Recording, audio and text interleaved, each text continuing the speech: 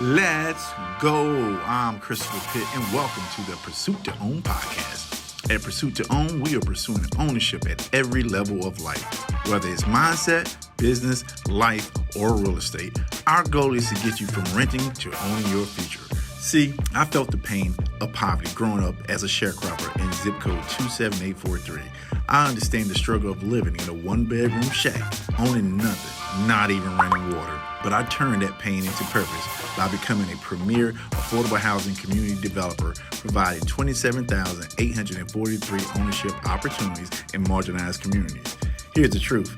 Ownership starts in your mind, regardless of your situation or location. Whether you are escaping the poverty trap, buying a home, or starting a business, the pursuit to own mindset is the key to unlocking your zip code and success. Join me to discuss new innovative ways to own real estate with tokenization, blockchain, crowdfunding, fractional ownership, and so much more. Let's go. Welcome back to the Pursuit to Own podcast, where we want you winning at every level of life. Yes, I'm back. Christopher Pitt here for another one. And we got the one that is really at the crux of everything I do in life, right? What is the difference between renting and owning, right? What is the contrast between renting and ownership? But we got a great one today because here's what we're going to do. We're going to talk about renting and owning in real estate, as well as renting and owning in life. Oh, yeah. There's a connection there. I promise you that. So this is going to be extremely good. This is right. We're getting into the real estate stuff, right? So let's talk about it. Why is ownership so powerful? Why do I care so much about it? Well, let me start off with the one thing everyone should understand, right?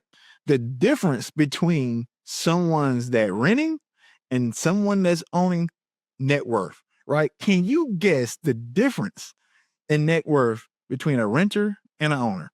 I'll give you a few seconds, right? Because it is people have done some great surveys. I don't take credit for it, but I'm going to give you the spoiler alert. A person that owns net worth is like 40 times more than a person that rent. Is that unbelievable? 40 times. Like, if you don't catch anything else I say today, and you're thinking about, you're on the fence about owning your first home or owning your first piece of real estate, think about that. 40 times more net worth by owning real estate, right? So this thing is going to it's going to take a lot of different, lanes today, because I'm just trying to figure out the best way to drive you home, right? Because I want you to understand that the power of real estate, right? And I want to understand what we're going through in this country today, right? See, in today's world, we're really going to the point where we're becoming a renter's nation, right? And that's by no accident, right? They're making homes now, right? Let me back up a second. So why is that happening? So you got to think about, most time in my whole career, you wouldn't have the big Blackstones of the world caring about houses, right? They always kind of left houses and little small multifamily stuff just to the everyday normal people, right? The small mom and pop shops, emerging, organizations. They never stayed away from it. They didn't see it as an investable asset.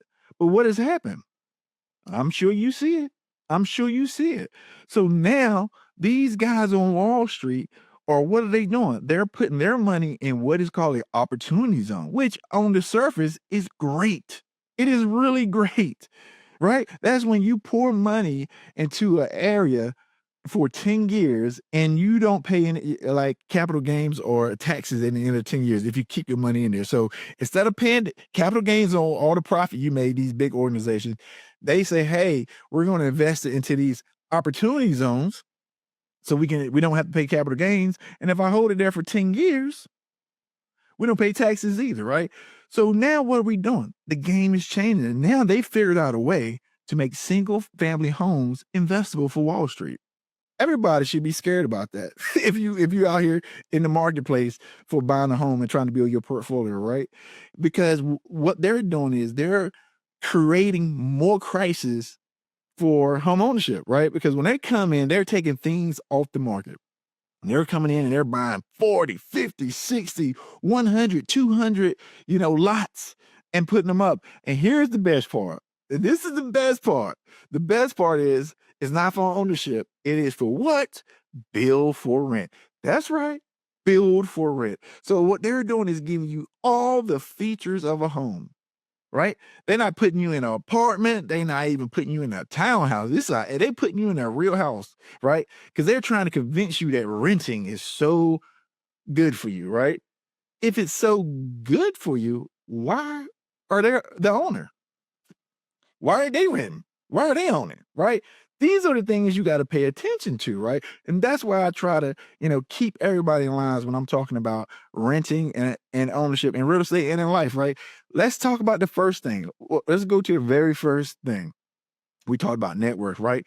So when you have, just say an asset, right? You have the opportunity to create wealth. What is wealth? Wealth is when you are making money doing your day-to-day stuff that doesn't require your day-to-day, skills, right? You're making money, your money's making money for you, right?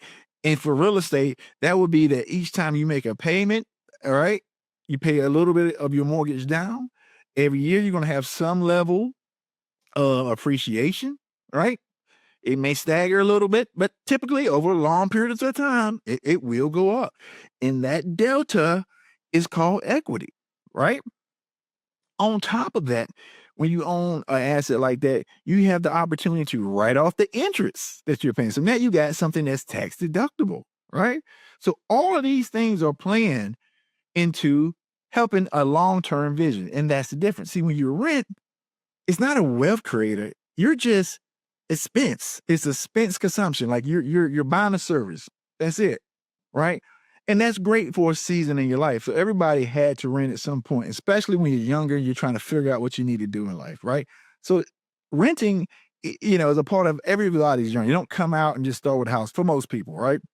But the problem what I don't like is they are trying to convince you that renting is the best thing for you. Right. So now that you're renting this, right, you're just making a payment.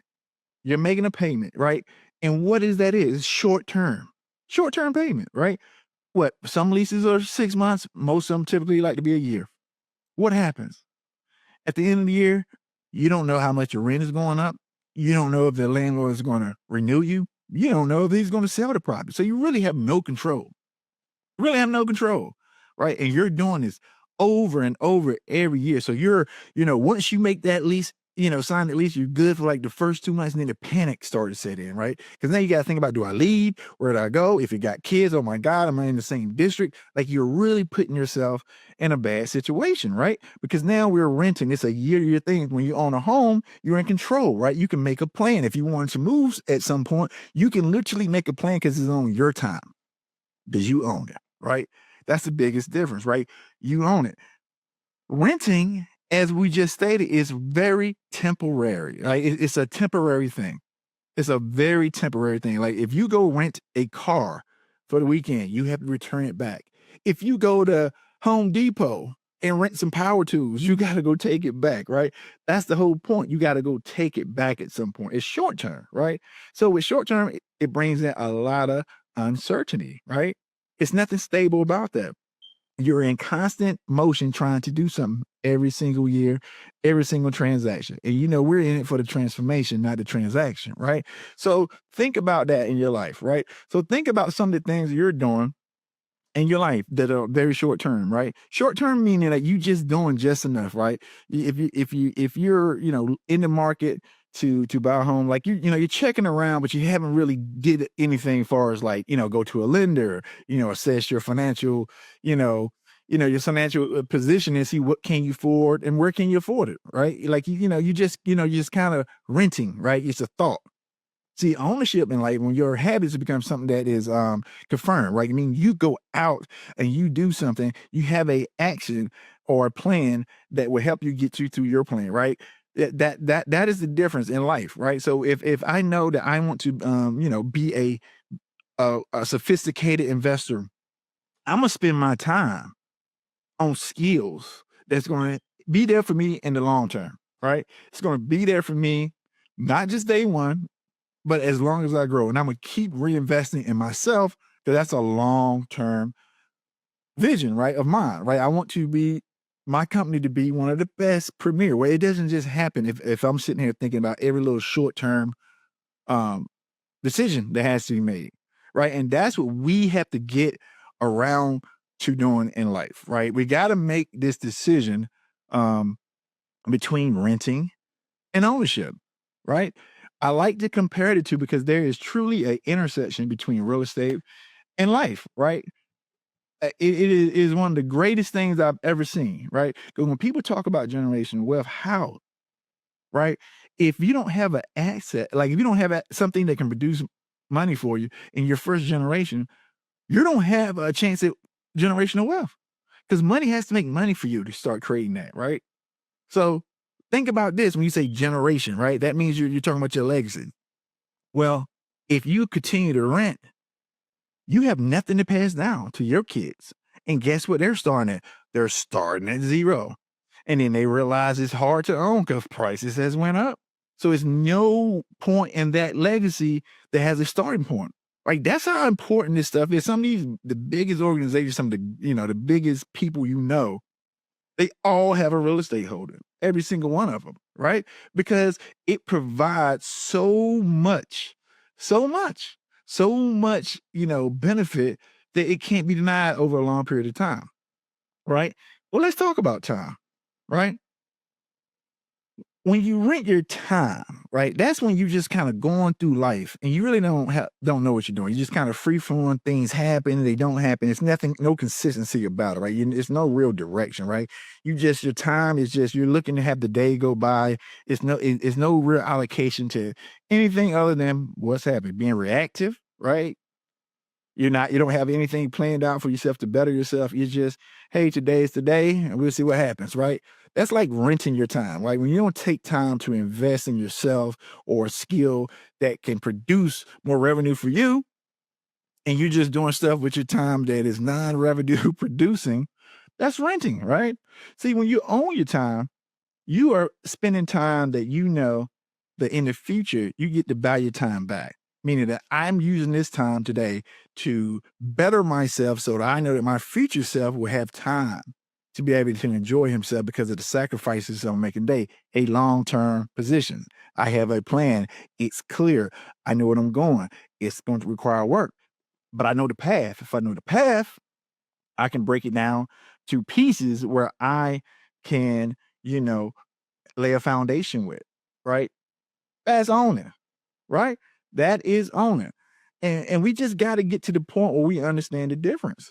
Because many first-time home buyers, their biggest problem is they have a renting mindset. That's right. A renting mindset. I mean, it's so hard to get them to flip that switch, right? Because what they're so accustomed to very short-term solutions for their housing need, right? So that's what they're accustomed to. So when you start talking about, oh, 30-year mortgage and this and that, you hear all of these, excuses of why they wouldn't do it. My favorite is still, I don't want to cut the grass or, remove the snow. Those are my favorite because I have to constantly tell people, do you pay rent? They say, yes. I said, guess what? Did your grass get cut? Did your snow get removed? Yes. Guess what? You pay to have it done. Some of your rent goes to that, right? So you're already paying for it. It's just the mindset. This is what you tell yourself, right? This is all the things that you tell yourself. Um, and then, when you start thinking about, you know, really the habits that come with renting, like it's just like it's no intentionality in your mindset. Like you kind of you're influenced by a lot of things exterior, right? You just kind of let things impact you in any kind of way. It's no safeguard here, right? You just open to all type of information and it's hard to decipher it, like what's good, what's not, right? Because you just, it's no focus there, right? See, when you own your time, when you own your mindset as well, like owning your mindset, you are you have a plan in place. Like the biggest thing is understanding like now I have went from not knowing what I'm doing in life to now I have a plan to get to my future self. That's ownership. Meaning I'm going to take X classes. I'm going to, these courses. I'm going to work at this job for this long. I'm going to go out to this promotion. Like you are thinking about how to get to your future self, right? It's not a random at all. It is a thought out, clear path for you. Now, things may change on your journey. It may change, but your principles don't. You know, like you still remain ownership of your mind. You still remain in control. The ownership is control at the end of the day, right? And you got to even think about it. Now, this probably hit home for a lot of people. This hit home for a lot of people. So you're gonna go through a part in life, right? So when you start off in life, and you're young, you're out here, you have lots of relationships, right? And they're very surface, right? Hey, how you doing? You meet them for a little short period of time. It's not, just real surface. If I see you, hey, how you doing? Nothing really, deep about it, right? You have lots and lots of that. But when you get older in life, you start to understand it like, whoa, relationships matter, right? Personally and professionally, right? Relationship matters, right? So now when you have these relationships, like this is someone that I need to develop a deep relationship with. Meaning the only way you're going to be able to do that is called, you're going to have to spend time invested in that relationship. That could be, in your marriage, right? When you decide to marry someone, that's long term. That means right now to this day, from here on out, it's not you anymore, right? It's us. And you have to build a life that meets everyone's need. And that's how you should think, right? So when you own something like that, when you own a relationship, you're thinking through all that. How do I make sure that this stays successful? When you're renting, you don't care because it's surface, right? It's very low. You don't care if the person stays, you don't care if they leave, or you meet some CEO that has a great organization, but if you don't know what you want to do, you didn't know, you just gave up on somebody that could really propel your future, right? Solely because you didn't know which relationship that you should own, right? We do a lot of this stuff. We do a lot, right? So at the end of the day, we can't allow the media, we can't allow exterior voices to cloudy your perspective when it comes to wealth creation, right? I'm here to tell you, like, if you're first generation, you can't fall for the trick, guys. Do not fall for the trick.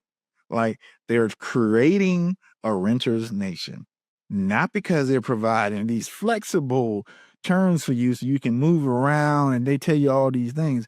What they're doing to you is robbing you of the opportunity for wealth, right? That is what's happening. They're robbing you from the opportunity of wealth.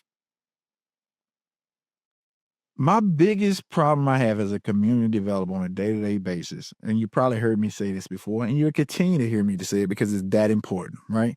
I've talked to hundreds of people that live in a community that they would say maybe not the most desirable. They had a real choice in something, they won't live there, right? But they will rent there for 5, 10 years.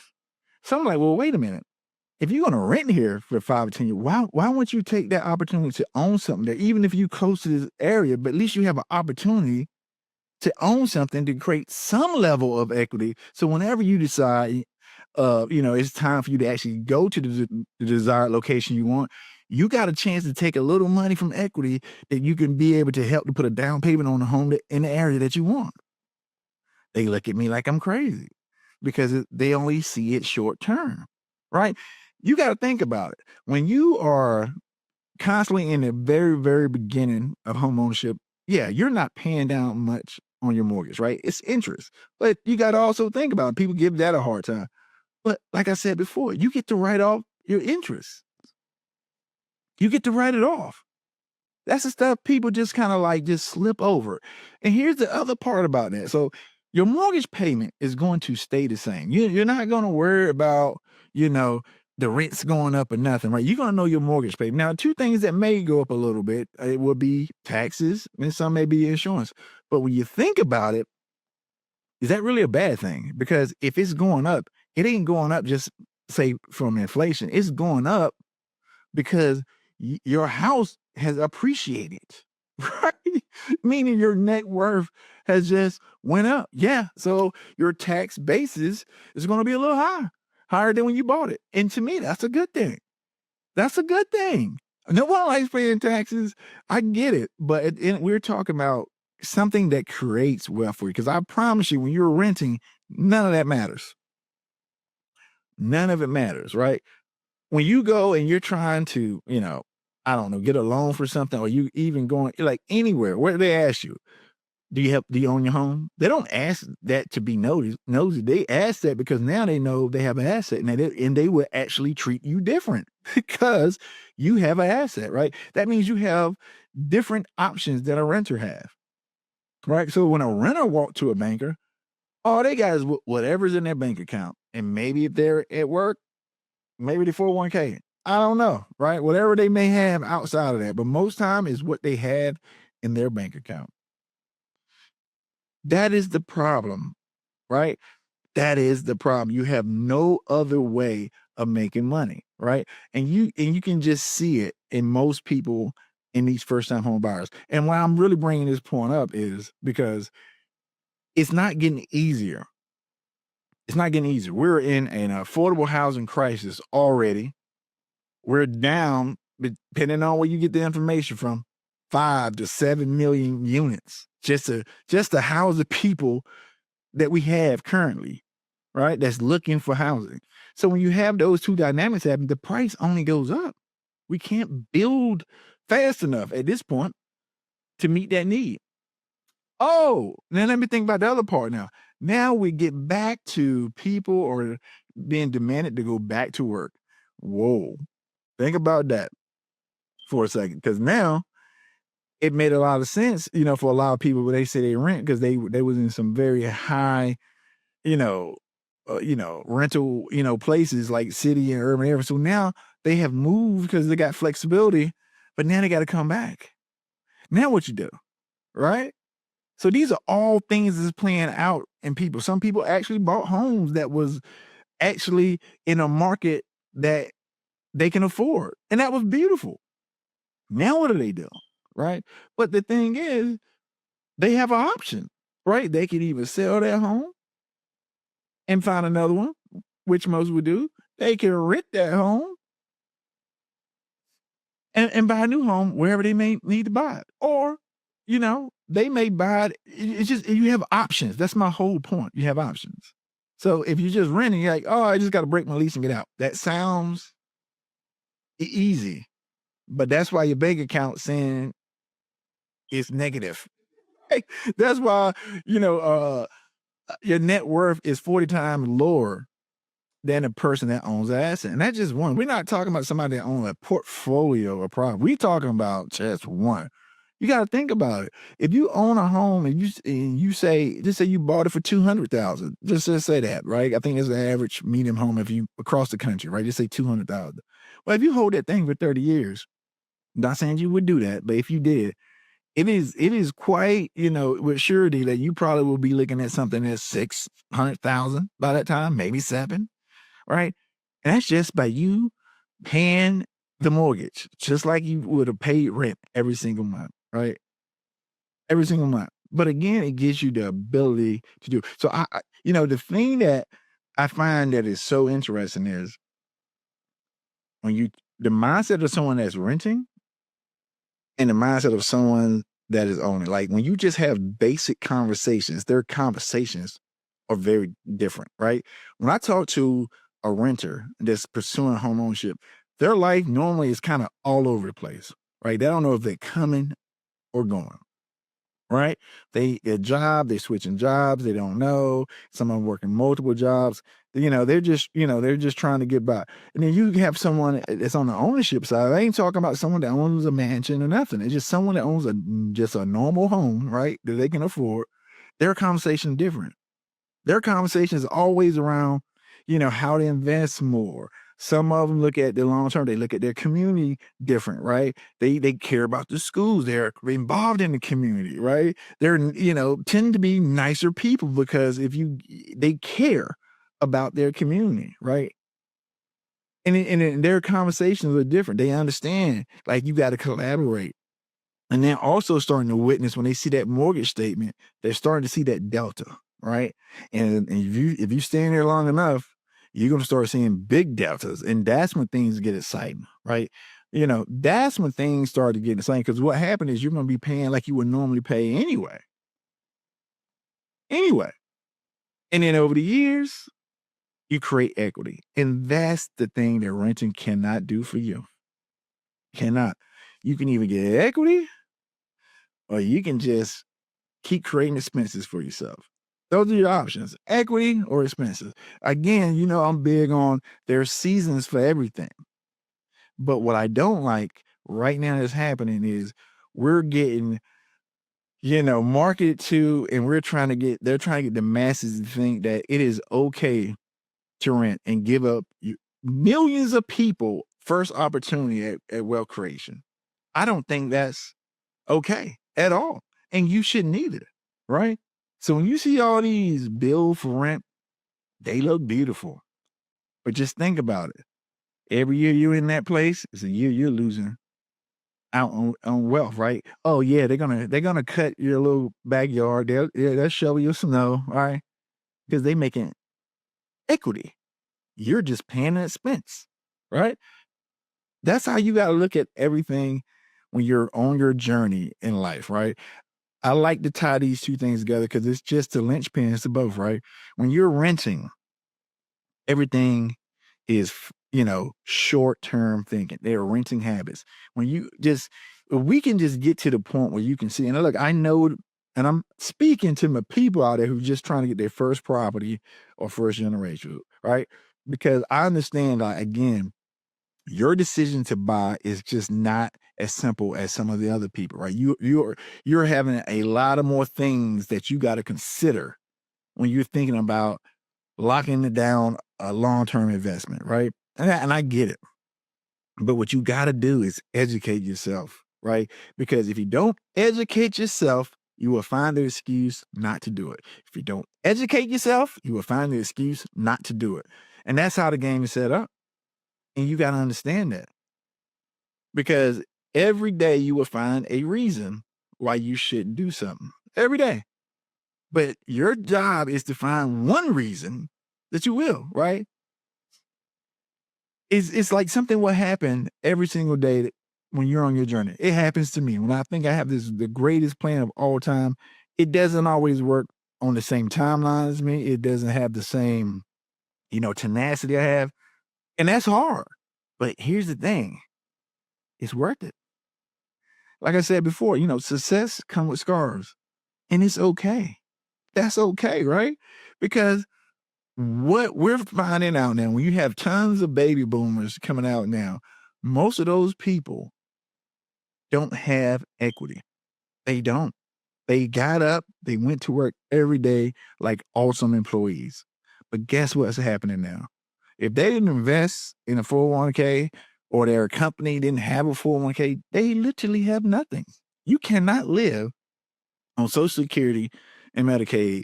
And if you were in a, community based, a great place or desirable place you want to be at, right? You got to go somewhere that has cost of living is at extremely low, right? That's what I'm saying. Like it's all about ownership, is all about opportunity. Like when you see ownership, it's about having control of your life. And the more things that you can control in your life, the better you can design your life, right? Because once you start, you'll be amazed. Like I used to think like your health is one. And I'm someone now that is also making that a huge priority again, right? I had kids making excuses like everybody else does, right? But think about this though. When you start to just get any kind of great ownership habits, you start applying it to different parts of your life. Just say your health, right? If you really say, you know what, I'm tired of this, I'm tired of being this, this weight. I'm tired of being whatever I got from, disease, whatever it may be, right? Um, and you say, I'm gonna do everything I can to own my diet, own my health. I'm gonna take it, make it a priority. Your life will change. I used to think just going to the gym and seeing people work out and they would show it all the time. I thought, I'm like, why would somebody want to do that? But then as I got older, it's not about them going to the gym to show off.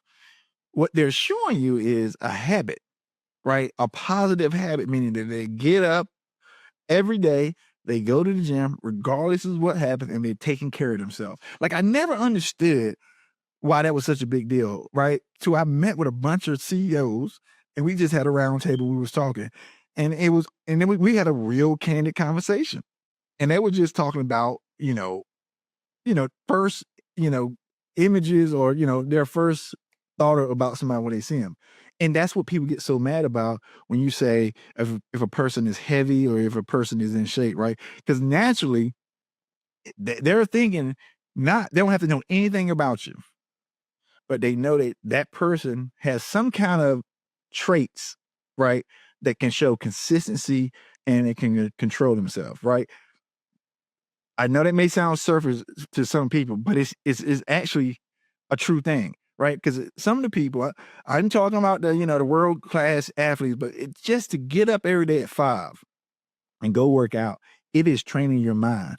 It's training everything about you, right? So now, once you take control of your health, now you can work your way up to your mental mindset, right? You're applying all this stuff. You're feeding. You're learning what to feed your mind every day to get you to ownership. Because again, if you're not educating yourself, then you will find an excuse. That's the truth. So you got to get up. You got to get your body moving. And then once you start doing that, now you change your mind, right? So once you change your mindset, eventually things get extremely clear to you what you want to do in life, right? You start to understanding the best part. And I wanted to say this to the end, because if once you start having clarity in your life of what you want to do, that's what you're doing. And this is the biggest thing people miss, right? You are now not renting your purpose anymore. You are owning your purpose, right?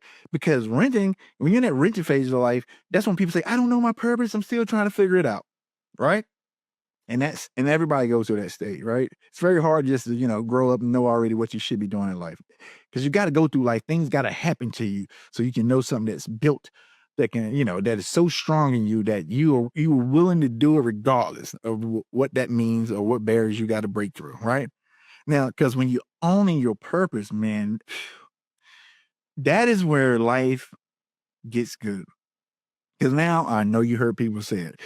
Oh, this don't even feel like work, right? And it's a true thing, because once you are doing something in your purpose, that means you don't have to try anymore. Like whatever that thing is, you are a expert, you are a master, because A, you educate yourself, or B, you experienced it, right?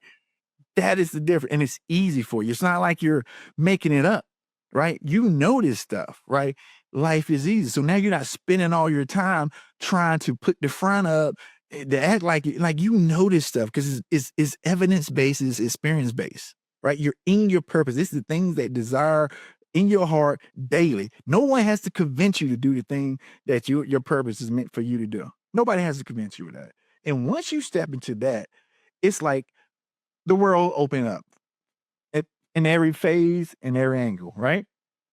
So as we close this thing out, guys, I just want you to understand something, right? Real estate can apply to your life, the same principles, right? But if you didn't hear anything else, just think about what I said: 40 times more net worth. Now, at the end of the day, we all got to have a place to stay, right? We all got to have a place to stay. But if you're in the season and you have the opportunity to own, I implore you to educate yourself so you don't make an excuse not to do it, right? And in the meantime, to the next time, stay in pursuit. Let's go.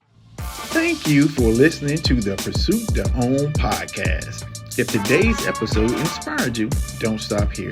Take the next step toward owning your future. Visit pursuittoown.com to sign up and join our growing community of wealth builders. And don't forget to follow us on social media at Pursuit to Own for updates, tips, and success stories. Together, we're turning dreams into assets. Until next time, stay in pursuit.